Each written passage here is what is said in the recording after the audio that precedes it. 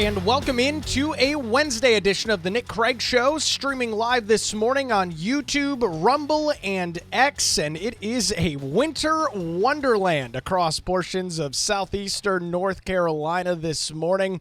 Some major snowfall happening overnight. We've got a live camera this morning out at Wrightsville Beach, and you can see now with the sun coming up here a couple minutes after 7 o'clock, you've got some individuals taking pictures of the snowy conditions out at the beach. Looks like a dog, a couple of other things out there as well. That's over at surfcheck.com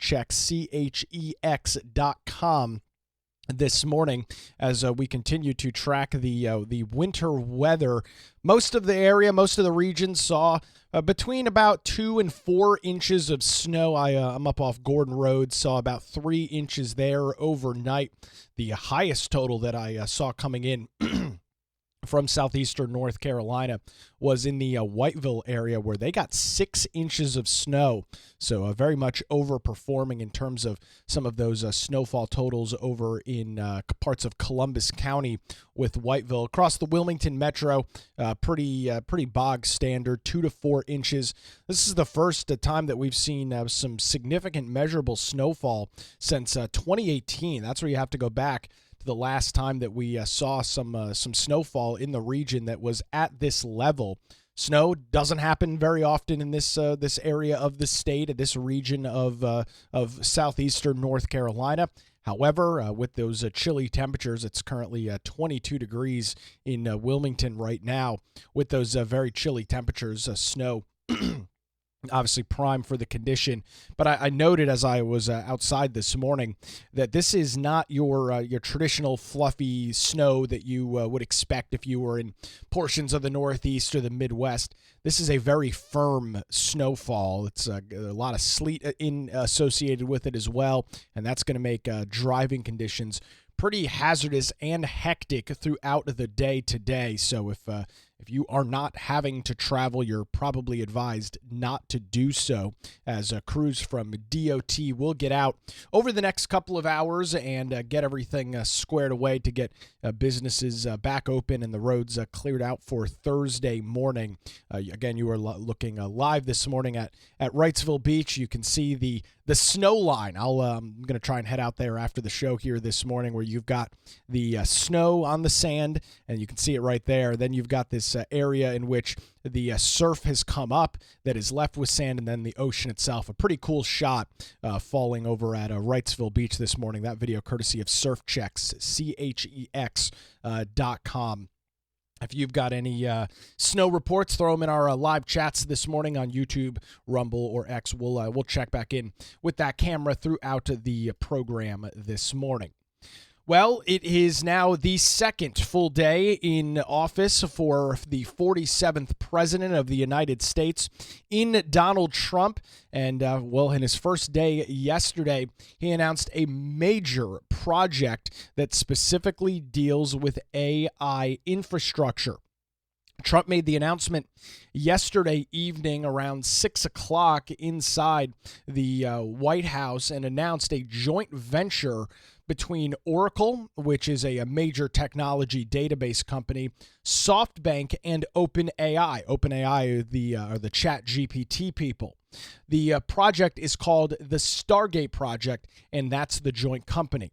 According to the president, he says that the project will invest some $500 billion in the U.S. at least, and could have the possibility, the opportunity of creating over 100,000 American jobs.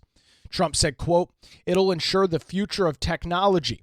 What we want to do is we want to keep this in country. China is a competitor, and others are competitors. Immediately, Stargate will begin the physical and virtual infrastructure to power this next generation of advancement in AI. And this includes the construction of a Colossus data center." In a press release from OpenAI and SoftBank, the companies that they are leading partners for Stargate, with SoftBank having the financial responsibility, obviously, no surprise there, with OpenAI being the kind of back end of it with their AI, the regenerative AI products. With that, they are going to be working with other companies, key technology partners, including Microsoft, NVIDIA, ARM, and of course Oracle, who's also in this as well. According to Trump, he says, quote, "This infrastructure will secure American leadership in AI, create hundreds of thousands of jobs, and generate massive economic benefit for the entire world. This project will not only support the reindustrialization of the United States, but also provide a strategic capability to protect the national security of America and its allies. The company intends to invest $500 billion over the next 4 years, with $100 billion being deployed immediately." We heard some of those comments from the SoftBank CEO and as well as Sam Altman, who is the founder or one of the co-founders and who leads operations over at OpenAI, which again is the ChatGPT product. So in his first full day in office, a major infrastructure announcement. And with that, you know, I kind of mentioned this yesterday. I was talking to a friend of mine. I forgot how much different Trump was from Biden. Now, obviously, from a policy standpoint and all of that, we know the differences. But I think I'm going to step out on a limb this morning and say this.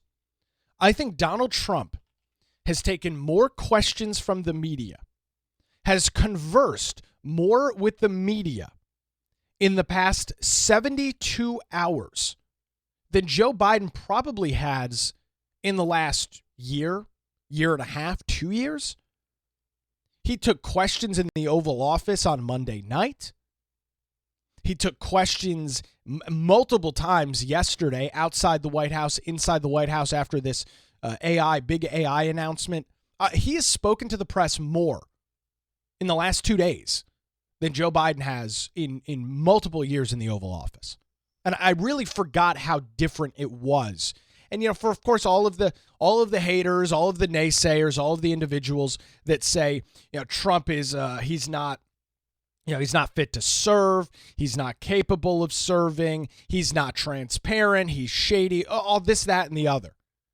This guy has given more access to the office of the presidency than any president in modern history. That is a fair, accurate, and just statement to make.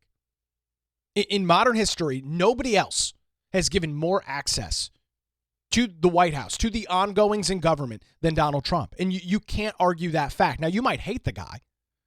You might be suffering from the disease that we know as TDS, Trump derangement syndrome. But you can't argue in his ability to speak, his willingness to discuss, you know, what's going on.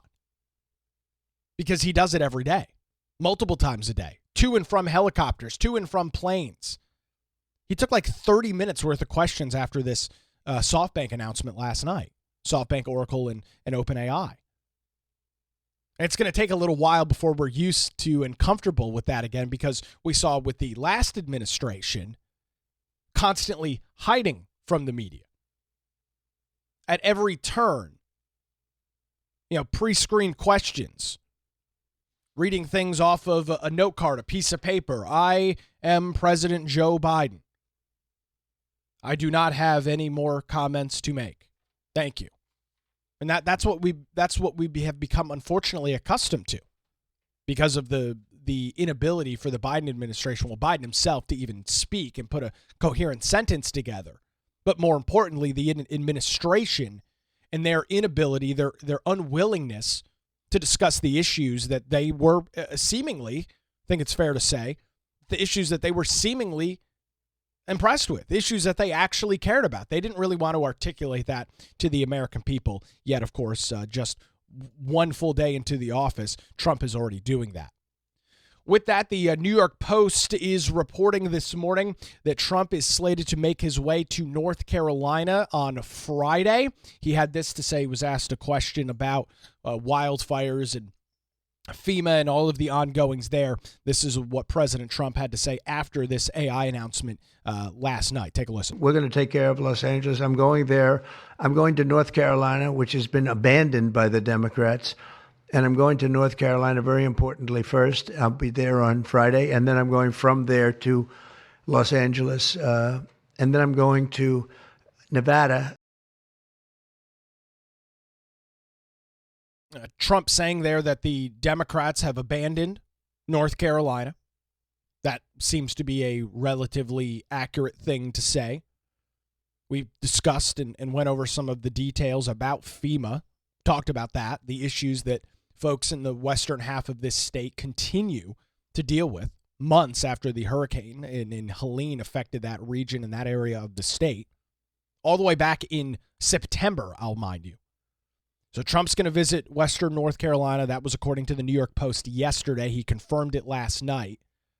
What exactly happens with FEMA going forward? It's not immediately clear.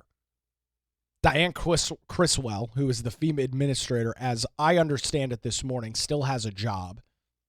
These things, obviously, Trump's got to get his entire team in place. This stuff doesn't happen immediately, doesn't happen with the snap of a finger. So I'll be very curious, and we'll watch along on Friday and see what the president has to say when he is in western North Carolina, as these individuals continue to search for relief and look for hope. And really, they're looking for guarantees that the federal government is not going to abandon them. That's the real risk and threat that they are dealing with this morning. That's sad. But it's the unfortunate reality of what the lack of response from the federal government has led to.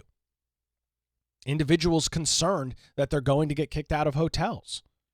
Individuals concerned, at least here you look at North Carolina, that the North Carolina Office of Recovery and Resiliency, NCORE, as much as they botched hurricane relief in the eastern half of the state, that they're going to get that same result out west, where they're waiting 5, 6, 7 years to get back into their homes.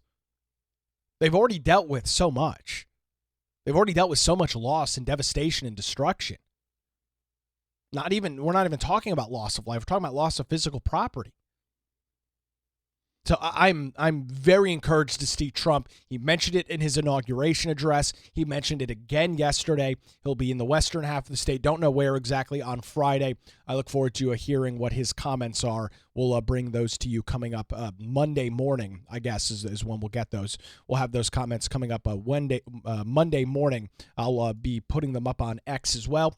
You can give me a follow over there if you are a user of X, x.com/Nicholas M. Craig, or at Nicholas, Nicholas M. Craig on X, where you can keep up to date with breaking news throughout the day and all the things of that nature. Diversity, equity, and inclusion.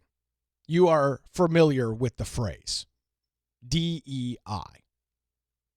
It has really taken a full-throated grasp of society in the public and private sectors. And this is the idea, and of course is all being pushed by the left, but this DEI idea is incredibly destructive. While it sounds good on paper, when you say to somebody, I'm in favor of diversity, equity or equality, and inclusion, doesn't sound inherently bad.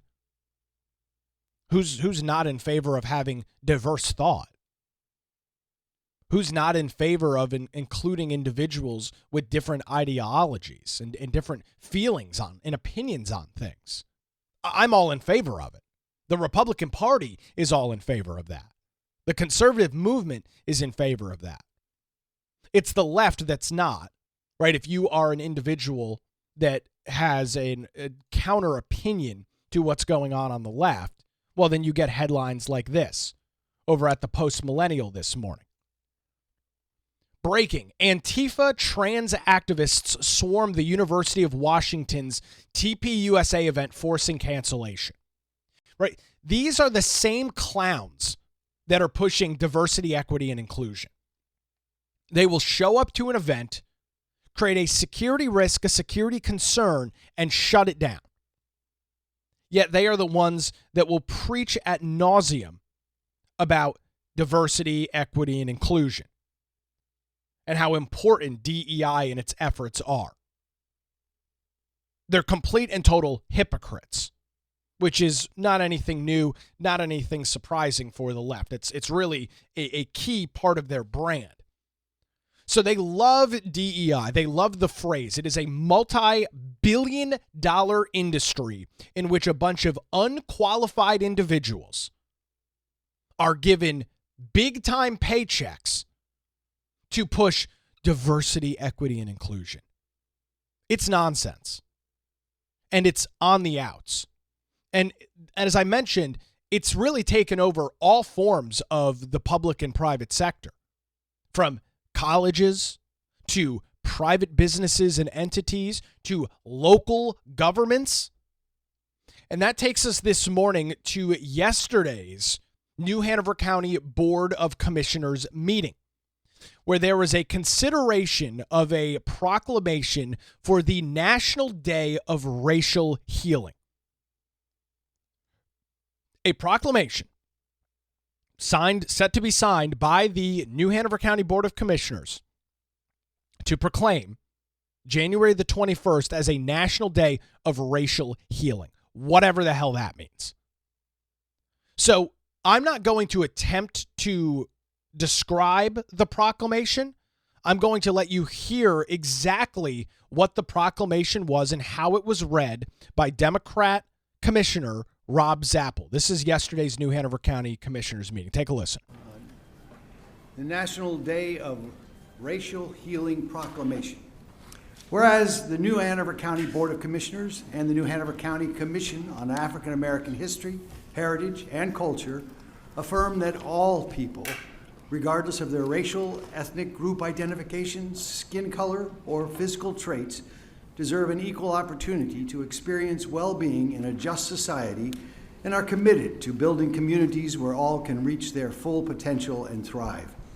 And whereas all individuals have the right to safety, dignity, and humanity, and must be provided with every opportunity to grow, learn, and flourish in a nurturing environment. And whereas every individual possesses the ability to learn, grow, and change, and build communities of accountability, care, and collective action. And whereas if everyone dedicates themselves to a process that brings individuals and communities to wholeness, repairs the damage caused by racism, and affirms the inherent value of all people, everyone can bring about the necessary changes in thinking and behavior that will propel this great country forward as a society where everyone belongs. And whereas racial healing is a vital and crucial commitment to the educational, social, mental, and overall well-being of everyone, and whereas New Hanover County recognizes the Tuesday after Martin Luther King Jr. Day as the National Day of Racial Healing, and encourages all citizens to foster racial healing and collective transformation to enhance the quality of life for everyone. Now, therefore, be it proclaimed by the New Hanover County Board of Commissioners that Tuesday, January 21st, 2025, be proclaimed as the National Day of Racial Healing, adopted this 21st day of January 2025. Okay. So, exactly to my point, this idea of diversity, equity, and inclusion brings forward ridiculously stupid things like what you just heard come out of Rob Zappel's mouth. The proclamation, which was supported, surprise, surprise, by the New Hanover County Department of Diversity and Equity, as well as the Commission on African American Heritage, History, and Culture, brought this forward. What is exactly the benefit of this? This is what's wrong with DEI. It constantly brings up the fact and constantly brings up this idea of systematic racism, shoves it in your face, and says, well, you have to agree to this. You have no other option to agree that systematic racism exists, continues to exist. Because of your skin color, you're an oppressor or you're oppressed. It is the most destructive thing, one of the most destructive things in our society. It does not help race relations at all. It explicitly divides people based on race. That is one of the cornerstones of diversity, equity, and inclusion. And the idea that New Hanover County is taking part in this kind of ridiculous gaslighting is so frustrating as a citizen. But it's not surprising because, again, the only way that you can justify your existence in a diversity, equity, and inclusion office, which should not exist, there is absolutely no rationale or reasoning as to why local governments or governments as a whole should have DEI departments. This is the only way they can justify their existence. It's the only work that they can do. So they write these ridiculously stupid proclamations and then bring them forward. Now, New Hanover County Commissioner Dane Scalise, who won re-election back in November, was having no part of this at yesterday's commission meeting. The motion was brought forward, the proclamation rather was brought forward by Democrat Rob Zappel. It was seconded by Democrat Stephanie Walker. Those are the only two Democrats on the commission. And at that point, Commissioner Scalise asked to have some discussion. And he went into the details of this proclamation, its founding, where it came from, and what its roots look like. Take a listen. Mr. Chairman, I would like to address this proclamation. I certainly agree that we should always strive to create a more fair and just society, but this proclamation isn't merely the words on the page that our diversity and inclusion department, our DEI department, has prepared for us to sign off on. This matter was previously proposed to be placed on the consent agenda. I objected to that, and I'm going to explain why. I didn't recognize this proclamation from past meetings as I was looking over our packets in preparation for today. So I looked back at prior meetings from around this time and noted that we have never previously issued this proclamation, this particular proclamation. What purpose is intended by it now? And that's a great point. I mean, that is a phenomenal point brought up by Commissioner Scalise. This proclamation is brand new as of January the 1st, 2025. So New Hanover County in the past was not a favor of and not a fan of racial healing, whatever the hell that means. This is brand new, again, because these individuals have to justify their jobs. It's the only way that these departments continue to exist is with these ridiculously stupid proclamations, of which do literally nothing. Absolutely nothing. But it's the left's attempt to take over institution with these DEI departments and these proclamations. More from Commissioner Scalise. I did some further research and discovered that this proclamation is a brainchild of the W.K. Kellogg Foundation. In 2016, the Kellogg Foundation launched a concept called, quote, Truth, Racial Healing and Transformation, which they refer to as TRHT. Here's a quote from their website.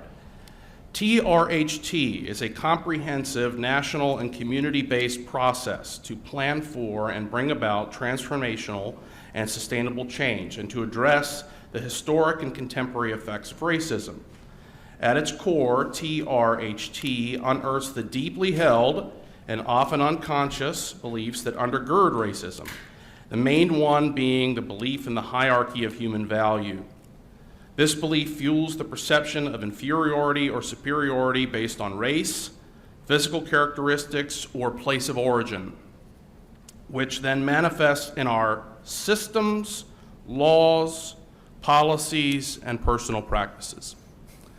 Another quote from the website, a pre-existing harmony and unity among the groups is not the case in the United States, amid a deeply entrenched system of racial hierarchy and colonialization. Because of this, the Kellogg Foundation insists we must, quote, hear the truth about past wrongs and the negative impacts created by individual and systemic racism. This proclamation, in sum, is critical race theory, commonly referred to as CRT. For those that don't know, CRT is a framework that criticizes the foundations of law and order and even the Constitution itself. It insists that the United States, its founders, its history, its traditions all need to be dismantled and replaced. It groups people according to the color of their skin and assigns debits and credits to races based on assumptions about their ancestors. I am completely, totally opposed to this worldview and do not believe it is appropriate for our county to issue proclamations like this. Indeed, I contend that concepts like systemic racism and CRT only serve to further divide us. I do not consent to this proclamation. And Commissioner Scalise, bravo to him, is spot on there. All of these things are brought forward, and it only creates more division. It's blatantly obvious. Just reading directly from the proclamation. Here's the brief summary. The New Hanover County Commission on African American History, Heritage, and Culture requests that the board to adopt a proclamation. Listen to this. This is what government is spending their time doing. This is what government needs to be doing. Without this, society can no longer exist. Adopt a proclamation affirming that all individuals, regardless of their racial, ethnic group identification, skin color, or physical traits, deserve an equal opportunity to experience well-being in a just society. Folks, I don't know what the hell that means. That is typical Democrat left-wing just doublespeak. Can you articulate what that means in practicality? I mean, I can read the words on the paper. I'm capable of reading and digesting what I'm looking at. But I can't put into any other additional words to describe what this is going to do. The strategic plan alignment, the justification for this, community safety and well-being. Residents feel supported and connected to their community. Build relationships and create opportunities that enhance engagement for a diverse community. How does this proclamation do that? I'm going to give you a little hint. I don't want to bury the lead here, but it doesn't. Because this is just gaslighting by the left. This is complete and total gaslighting. All of this done through diversity, equity, and inclusion, this phenomenal phrase that the left has literally beaten into every facet of our society, from your children's school to your local government, all the way up to Washington, D.C. And for what? Racial healing? In regards to what? That's the issue here. So tell me what this is going to do. Tell me how this solves or helps with race relations in the United States, or in this case, specifically New Hanover County. You can't, because it doesn't. It's stupid, ridiculous words on a piece of paper. It moves nothing forward. It absolutely accomplishes nothing. And that's why I use the phrase and the term gaslighting to describe it. Because I don't have any other way to describe this kind of left-wing articulation of what this reads and how this reads. And props to Commissioner Scalise for having the courage to call this out on the dais as these individuals from this commission are standing in front of him. There's no reason that New Hanover County should be dealing with this. We're in a budget year. You've got sky-high inflation. You've got crime that continues to be a major issue across our county and city. You've got homelessness. And the county is spending their time signing proclamations about racial unity. It's absurd. But this is how the left injects all of their woke BS into every facet of our lives. They establish these departments, in this case, the New Hanover County Department of Diversity, Equity, and Inclusion. They establish these departments in which individuals are handsomely paid as government employees getting full benefits from the taxpayers of New Hanover County, including retirement and everything else and healthcare associated with it. And then because they're in that post, they're in that position, these are the kinds of things they have to bring forward to justify their existence. Because if it wasn't for this, if it wasn't for these kinds of proclamations being brought forward, they would do nothing. And of course, if they did nothing, then somebody might ask, why do you exist in the first place? Why does this department exist if it doesn't tangibly do anything? I think that's a fair and reasonable question to ask. But no. We write proclamations about racial unity. Again, whatever that means. Commissioner Scalise identified this and called out the Diversity, Equity, and Inclusion Department for what they're doing. Take a listen. It isn't just this proclamation. Unfortunately, our county's DEI department fervently believes in these notions and attempts to inject them into our dialogue and policy at every given opportunity, including over Christmas when our DEI department facilitated an unexpected letter to the commissioners that stated, quote, anti-immigrant rhetoric, end quote, quote, undue speculation over what status our community members have, end quote, and, quote, dehumanizing language toward immigrants, end quote, were not to be supported or condoned.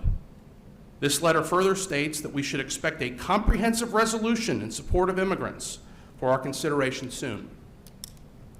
I asked for clarification as to what drove this unsolicited letter and learned that the undeniable intention behind the supposed letter of solidarity was to advocate for New Hanover County to move toward sanctuary county status. And there you go, folks. There's your payoff. So yes, we'll write a letter, a statement, a memorandum of understanding, or whatever stupid word we'll use to describe it, that we support people breaking the law and being in the country illegally. And as Commissioner Scalise notes, what is the goal? What is the objective of this? It's very clear. It's very simple. To become a sanctuary county. To ignore federal immigration law and to become a sanctuary county, like you've seen in other left-wing cities and states all across the nation. We're a sanctuary city where we support lawlessness. We support individuals breaking the law. Is that really what government should be doing? When you sit back and ask yourself as to what the role of government is, should it be proclamations and statements and whatever sort of other proclamation things that encourages individuals to break the law? That puts a county or a city or a town or a municipality in the place where they are actively advocating against federal immigration law? Is that really the best use of your taxpayer dollars if you are a resident of New Hanover County? I can speak as a resident of New Hanover County that just had my property tax bills paid a couple weeks ago, that no, I don't think that's the best use of government's time. And that this is what these departments do. Again, they have to justify their existence. They have to do something. In this case, it seems like they're trying to work towards sanctuary county status. More from Commissioner Scalise. A county where any opposition to illegal immigration was expressly frowned upon. I will not abide by these efforts quietly. New Hanover County will never be a sanctuary county so long as I have something to say about it. The rule of law matters deeply to me. I believe that illegal entry undermines legal immigration processes and the legal system as a whole. I will not apologize for this policy stance. Why do I bring this up now? Well, to bring it back to this proclamation before us today, one of the Kellogg Foundation's explicit goals is to advance the idea that one may not, must not, oppose illegal immigration in order to achieve alleged racial healing. This is, of course, flatly wrong. Not only wrong, these positions with respect to immigration laws and DEI policy are arguably advocating for us to violate the law, which is unacceptable and puts the county at legal risk. Amen to that. Commissioner Scalise firing on all cylinders. Would you believe me if I told you that diversity, equity, and inclusion is a $10+ billion industry? Would you believe me if I told you that? Probably not, because you would say, well, that's absurd. How is DEI a $10 billion industry? $10+ billion, I should say. Well, unfortunately, folks, that's the reality. According to multiple studies, DEI is now over a $10 billion industry that is projected to reach $24.5 billion by 2030. Now, I suspect that projection of $24.5 billion is set to be rolled back pretty handedly. And I think it's because of the change that you're seeing in society right now, where you have individuals really starting to question and wonder, what are the goals and objectives of things like DEI? I mean, that's a fair question to ask when you look at the size of the industry and you look at the impact that it supposedly has. What exactly is the payoff on all of this? You're familiar with the phrase or the acronym ROI, return on investment. What is the ROI on DEI?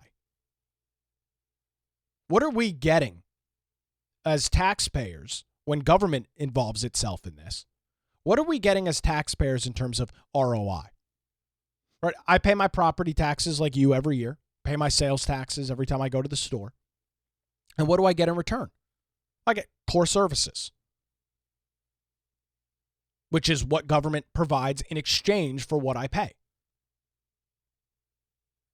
I get those core services. I get things like law enforcement, funding of the New Hanover County Sheriff's Department. We have funding for the public education system through the county. That money comes from my taxpayer dollars, and it gets funneled over to the New Hanover County school system. Those are just two of the very basic examples of core services that we get in return for paying taxes. What is DEI's return on investment? What am I getting in exchange for funding this program? We saw the calamity that was Port City United. We watched that completely and miraculously blow up last year. A group and an entity that was mismanaged, had absolutely no goals or objectives, that was cut out of the budget, and rightfully so, because they could not provide any value to the taxpayers. They could not provide any value to the New Hanover County Commissioners, who decided to scrap the department because they weren't doing anything. I mean, they were just collecting paychecks and hosting public meetings and posting on Facebook. Tell me how it's improving my life. Tell me the core service that I'm getting from funding diversity, equity, and inclusion. Commissioner Scalise brings that same point up, talks about the future of the DEI department. Take a listen. Finally, this is not our proper role. We should be solely focused on providing the best possible core services to our community while maintaining law and order and not taxing our citizens to death. These proclamations not only don't help us to do that, they actually make our elected responsibilities harder. I will conclude by saying two things. Number one, I believe many of our proclamations and resolutions of late are misguided and inappropriate for our public work. We have gone far afield of what we should be focused on and are losing sight of our primary responsibilities to our citizens. We should not allow a race-based and legally dubious ideology to yield the power of the county. As such, moving forward, I plan to vote no on all such proclamations and resolutions that are not directly related to the county's most fundamental work. Perhaps it will appear strange at times, but it is my principled stand against a mistaken course of action. Number two, the county's Office of Diversity and Inclusion, or the DEI department, has amply demonstrated that it should not be funded in this year's or future budgets. It is time, as President Trump correctly noted during his inaugural address yesterday, to, quote, end the government policy of trying to socially engineer race and gender into every aspect of public and private life. I will work tirelessly to make that a reality at the local level during our coming budget discussions. And I will not be alone in my efforts. The public now recognizes DEI as a charged term because it is understood correctly as a practice that demands preferential treatment of some groups over others. The rest of the world is also waking up to the reality that DEI offices are antithetical to productivity and morale, let alone the mounting legal risk. This is why DEI offices are being unwound most recently at Amazon, Facebook, Instagram, the federal government, NASDAQ, McDonald's, Walmart, Lowe's, John Deere, the state of Florida, and many others, citing the U.S. Supreme Court's view that the discrimination inherent in DEI should not be promoted. We should take notice and act accordingly. Thank you for allowing me to express my opinions, Mr. Chairman. I speak in love and respect for all citizens of our county who are looking for their government to provide excellent core services without improper and divisive distractions, such as this proclamation. I therefore respectfully vote no. And that's exactly what happened. Commissioner Scalise was the only of the commissioners to vote no. The proclamation did pass 4-1. I'll note that Republicans do have a 3-2 majority on the New Hanover County Board of Commissions. However, the resolution still passed. And I really want to hone in, and I'm not going to rehash what Commissioner Scalise just said because he said it so articulately and did such a good job articulating his thoughts. But he kept focusing and hammering on one thing: core services. When we look at federal, state, and local governments and the out-of-control spending that we see, and why it seems like every time that you open up you don't open up newspapers anymore, but anytime you check out your local news website and there's any discussion about local government, what's going on, what's happening, well, they're raising property taxes. It's because their eye is off the ball. They are spending their time, most governments are spending their time on things like diversity, equity, and inclusion. Programs like Port City United, which his whole goal was to stop violence. Remember? I mean, you remember this, don't you? Only to have an employee of the county government drive an underage individual to a housing project in downtown Wilmington, where he then proceeded to attempt to kill another person. The county employee was charged with accessory after the fact of attempted murder. So that's the kind of track record that these stupid programs have just in New Hanover County. Just in our small little area here in Wilmington. That's the kind of track record that we're dealing with. A county employee, as part of a violence prevention program funded by you and I, the taxpayers, drove a underage individual to go shoot and kill somebody else. Bravo, DEI. Bravo, Port City United. You did a masterful job. And we saw that department abolished. We saw their funding stripped, and it no longer exists. Because they weren't doing anything. And actually, what they were doing was counter to literally their stated goal and objective. And from comments there from Commissioner Scalise, he says that he is going to fight tooth and nail to make sure that the DEI department is not funded in this upcoming budget cycle, which begins essentially in the next couple of weeks and months. County budgets are due by June 1st. Same thing with city and state. June 1st is when the new budget year starts. And this is going to be a fight, the same way that Port City United was a fight. Talked about that continually on the radio. And the end result was the department was abolished. Because they couldn't justify what their objective was. They couldn't provide any sort of tangible accomplishments to the county. And in a couple of cases, it was actually completely opposite of their stated goal. individuals being charged with drug offenses, accessory after the fact to attempted murder. That's what Port City United birthed.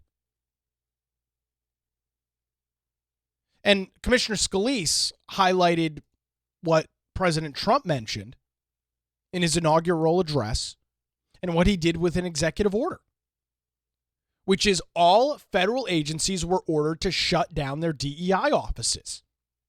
We talked about this yesterday when we went through all of the EOs signed by Trump on Monday. But one of those was signing an executive order eliminating diversity, equity, and inclusion from federal agencies. And on Tuesday, the Office of Personnel Management issued a memo instructing all federal agencies to close those DEI departments by Wednesday. As I check my calendar this morning, that's today. The memo contained instructions on how agency heads should go about shuttering their DEI offices by, quote, no later than 5 p.m. Eastern Time on Wednesday, January the 22nd, 2025, agency heads must send a memo notifying employees of the closure and ask employees, quote, if they know of any efforts to disguise these programs.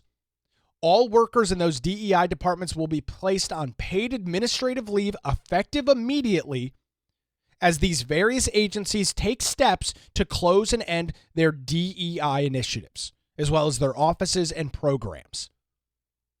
Ahead of this, the FBI notably shuttered their DEI division ahead of the inauguration, meaning that they would not be able to find alternative positions for their employees in that department. The executive order on ending radical and wasteful government DEI programs and performing reads, quote, the Biden administration forced illegal and immoral discrimination programs going by the name of diversity, equity, and inclusion into virtually all aspects of the federal government in areas ranging from airline safety to the military. This was a concentrated effort stemming from President Joe Biden's first day in office when he issued Executive Order 13985, advancing racial equity and support for underserved communities. Biden signed this order during his first day in office in 2021, along with a series of other orders on gender. Trump's EO continues and says, pursuant to Executive Order 13985 and following orders, nearly every federal agency and entity submitted equality action plans to detail the ways that they have furthered DEI infiltration of the federal government. The public release of these plans demonstrated immense public waste and shameful discrimination, because that's what it is, discrimination. Government-sponsored and paid for discrimination. The EO says, quote, that ends today. Americans deserve a government committed to serving every person with equal dignity and respect, and to expending precious taxpayer resources only on making America great. Do you have any objection to that? Are you clamoring or chomping at the bit to reinstate diversity, equity, and inclusion? I don't think so. Because there's issues in politics. They're often described as like 80-20 issues. And this is one of them. Diversity, equity, and inclusion. We'll continue that conversation coming up here in just a minute. I want to let you know how you can get access to our daily show notes and more. Visit patreon.com/Nick Craig. Patreon.com/Nick Craig. You get access to the daily show notes, access to exclusive content, including a monthly kind of Google Hangout, Zoom, Google live stream that we're going to be doing and chatting with the individuals that are subscribed to the Patreon. There's two different subscription levels, $5 or $10 a month. If you believe and think you're getting any value from the show and want to help and financially support that, I encourage you to do that over at patreon.com/Nick Craig. We've had a couple of very generous people already come alongside the program. I really seriously can't thank them enough for supporting me in this endeavor as we again break away from the corporate media structure and go solo here, covering the news and issues of the day, specifically here in southeastern North Carolina. So DEI is on the out. I mean, there's no question about it. You've got Trump screaming this from the Oval Office in Washington, D.C., signing executive orders. DEI offices within the federal government will literally be shuttered by 5 p.m. today, less than 12 hours from right now. And as you heard in Commissioner Scalise's comments, many private businesses are also making drastic changes to their diversity, equity, and inclusion programs. Why is that the case? Because this stuff is toxic. It is so toxic. And I was really surprised to see business lap this up as much as they did. But of course, they were dealing with the threat of cancel culture, right? You don't have a DEI department, the leftist mobs start targeting you with boycotts and things like that. That's very bad for business. But unlike government, private industry has to show some sort of ROI. They are, in many cases, if it's a publicly traded company, every single time, they are responsible to their shareholders. If it's a private company, maybe there's a small kind of board of directors or something like that the company is responsible to. The CEO, the head, whatever the president, whatever the title is, they are responsible to that board or shareholders.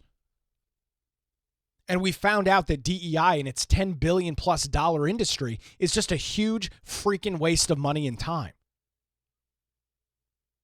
However, some individuals continue to push the narrative. There's this group, I found this article over at the Saramount Industry, which their stated objective is to build a stronger, more inclusive workforce.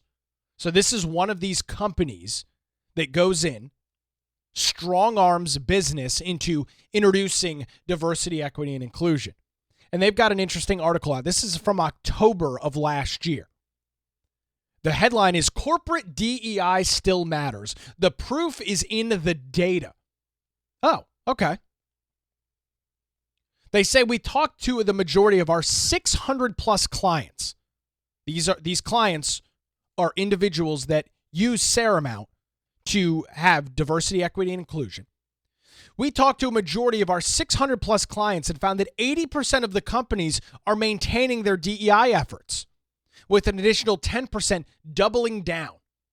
That leaves only 10% scaling back their efforts, largely companies that never viewed DEI as a business imperative to begin with. The data speaks for itself. In a recent national study of employees on all points of the political spectrum, Saramount found that over 3/4 of U.S. workers report being committed to helping their employers fight racism and injustice. And nearly 80% say it's important for their company to foster an inclusive culture. You think this study was a little politically leaning?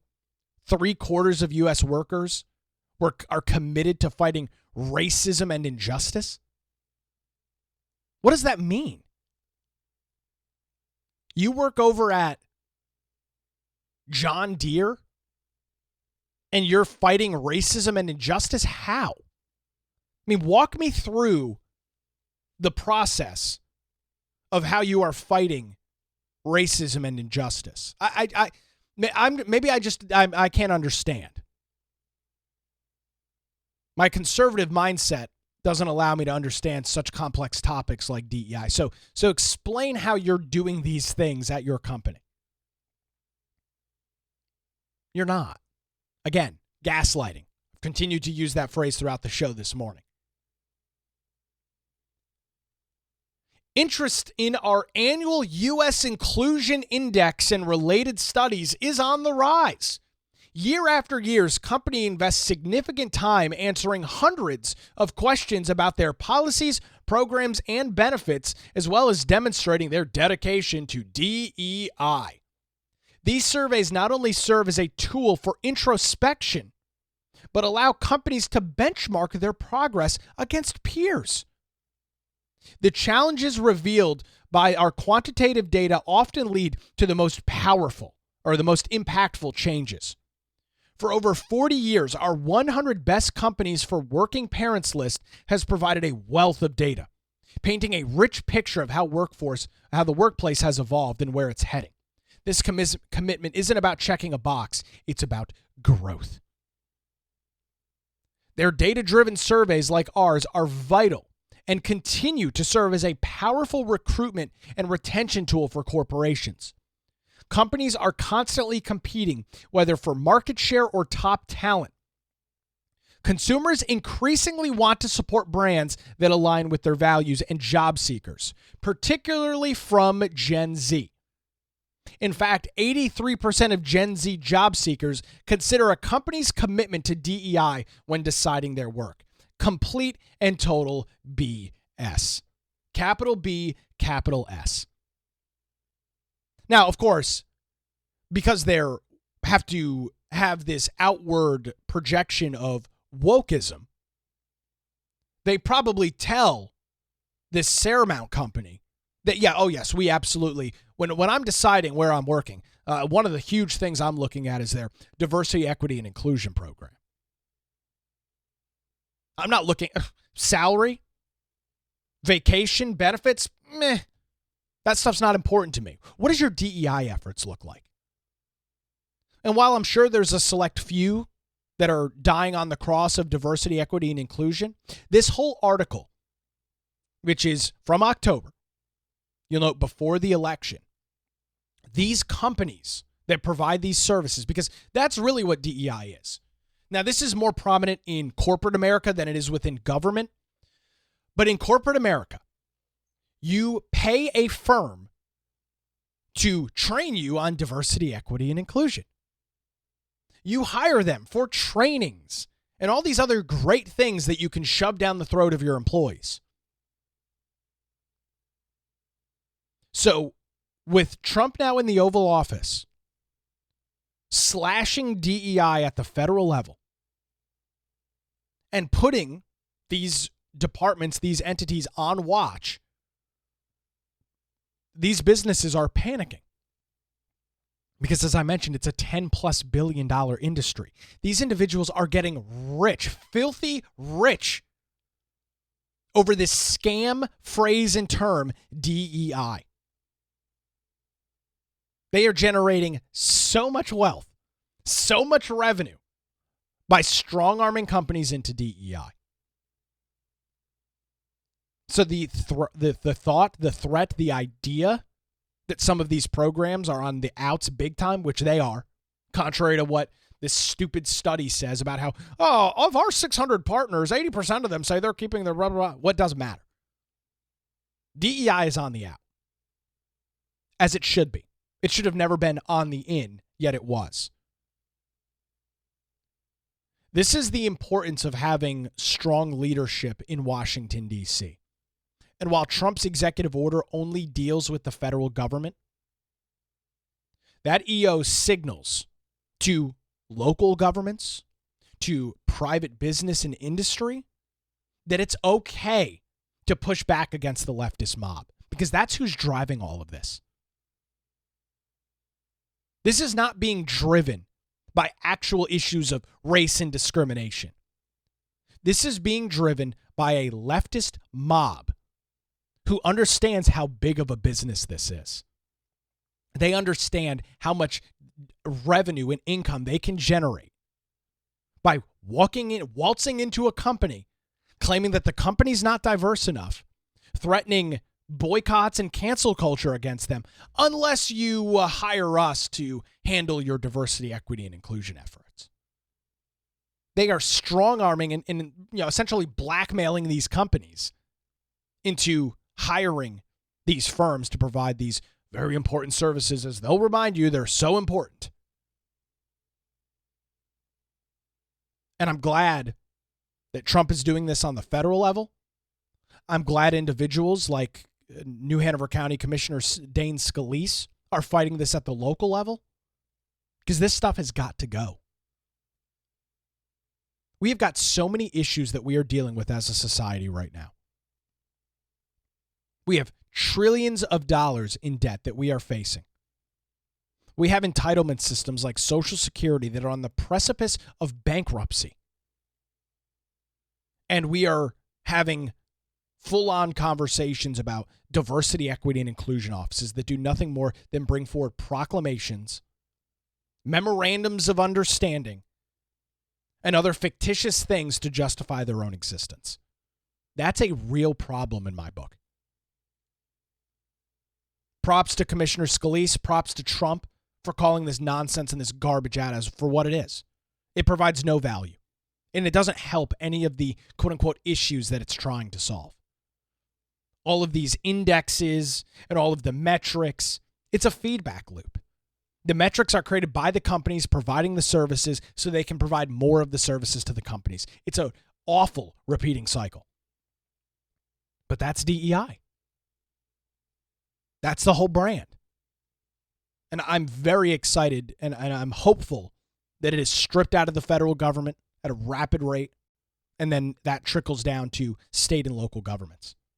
There's just no justification. There's no need for it at all. Taking another look at the weather this morning as we wrap up our show on this Wednesday. About 3 inches of snow, 2.6 inches of snow total at the Wilmington International Airport, where they do those measurements for the snowfall over at the National Weather Service. And snow, well, it is at least done for right now. Not expecting any more snowfall throughout the day. You can see the sun is now risen over at Wrightsville Beach. You can see the surf rolling in, some snow there on the roof of, I guess is that Johnny Mercer's pier? I'm not sure exactly what pier that. It might be the Oceanic Pier. But the snow on the beach and the water and the surf rushing in. So with that, however, temperatures are set to be blisteringly cold over the next couple of days. Low temperatures tonight are expected to be in the teens. We could be looking at temperatures 15, 16, 17 degrees tonight. Temperatures tomorrow will be in the mid-30s ahead of another cool down tomorrow night. Then we get back into the 40s and 50s and even maybe some 60s as we head into next week. So some pretty treacherous weather driving conditions today. If you don't have to get out, it's probably the best to do so. And again, this webcam this morning, courtesy of SurfChex, SurfChex.com, providing these live shots from Wrightsville Beach. Well, that's going to do it for a Wednesday edition of the Nick Craig Show. Don't forget that you can listen to the podcast 24/7 in your favorite podcast app by just simply searching for the Nick Craig Show. We are back live tomorrow morning starting at 7 a.m. right here on our YouTube, Rumble, and X accounts. Thank you so much for joining us, and enjoy your snow day.